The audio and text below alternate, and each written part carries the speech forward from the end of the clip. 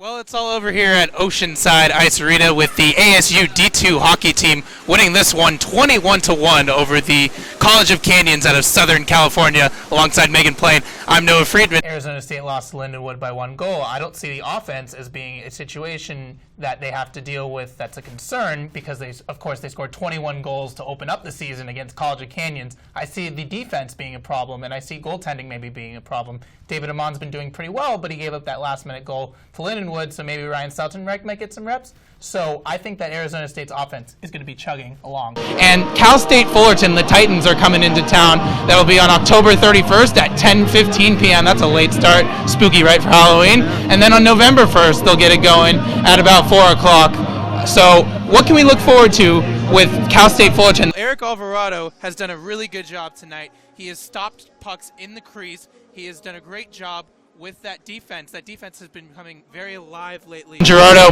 this game has been very, very physical. Of course, there were no penalty minutes last night until 11 minutes left to go in the second period. Now, everyone's slashing at each other. How is this game really shaped up?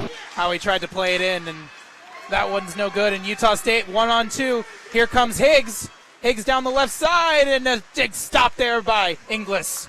Welcome back to Oceanside Ice Arena, where in this 2015 Western Regional game, we have the Denver Pioneers 1 and Montana Tech 1 alongside Gerardo Baltierra. Bobby Cross, Noah Friedman with you. Guys, the intensity really picked up in that second period. What really stood out? Tonight at the first period, and even though he let up a couple more goals than the starter did, I think that he's done a great job tonight as well, leaving off where he left off last night. But ASU really needs to take advantage of the fact that Utah's working with a two-man goal rotation right now, and both of those goalies don't have under 90% save percentage, so they need to attack early, they need to be in Utah's zone, and they really need to take care of the puck. Check to the boards now, and this game is really, really picking up. As first we had 3 stoppages in play in less than 10 seconds, and now we haven't had a whistle in about 2 minutes. And a breakaway attempt here, and it's a goal for Utah State.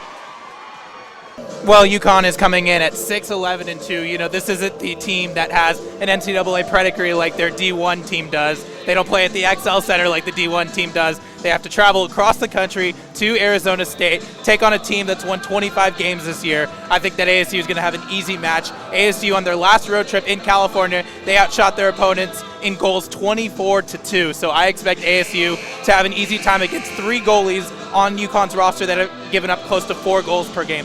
Smaller deficit that they had to deal with than last night. So ASU really needs to preach offense during this intermission report, because I think that they're lacking offense inconsistently. There's nobody really stopping the goaltender right now for Denver, and there's nobody really in the crease to bother that. So I think that ASU really needs to do a better job offensively. The trends that we've seen with this ACHA regional is that the second period is the turning point period, I feel, especially considering, see, right there especially, Utah State, as I try to make a point, scores a goal, and they now take a 2-1 lead. You touched on the power plays. It was so sloppy in that first period. ASU and both NAU had a ton of power plays, but like you said, Gerardo, ASU has really taken advantage. 2 power play goals so far. NAU couldn't even get a 5-on-3 advantage where they worked out a goal. Their only goal came shorthanded on a goal by Kirby Carlson. So ASU really is doing a great job with their defense, and unfortunately Ryan Seltenreich allowed a goal. The Stars came out to play. Drew Punnin, who's third right now in points and goals for this team, had 2 goals, and as well, Justin Vadine also had 2 goals, and he's first in both points and goals as well. So I thought that Boise State really cranked up the power, and I thought that they were a lot more energetic. A shot is scored! It's played off the back of the board, and ASU puts it home, and they tie this game up at 1, a beautiful sight for the Arizona State Sun Devils in this Tempe crowd as Joshua Albright gives the Sun Devils their first goal of the game.